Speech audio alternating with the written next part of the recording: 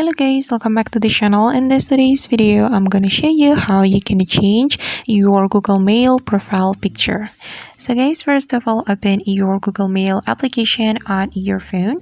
And after you have your Google Mail application opened, you can tap on your profile button right here on the top right corner of your screen. Then you're going to tap on the manage your Google account. Okay, then you have to wait for a moment. Alright, and after this menu appear on your screen, you're going to click on personal info. Then since we want to change our profile picture, we can tap on this profile picture option, tap on this icon, then tap on the add profile picture. And you can select a profile picture from your device, or you can also select profile picture from your Google Photos.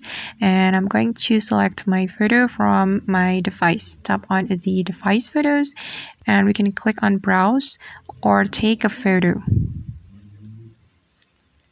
Then I'm going to open my file, so we just need to tap on the files right here.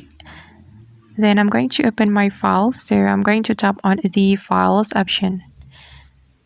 Alright, and we can select a photo or picture from our device. And for example, I'm going to select this photo, so we can just tap on the photo. Alright, and we can adjust the position, we can rotate the photo. Then after you're done, you just need to click on next option.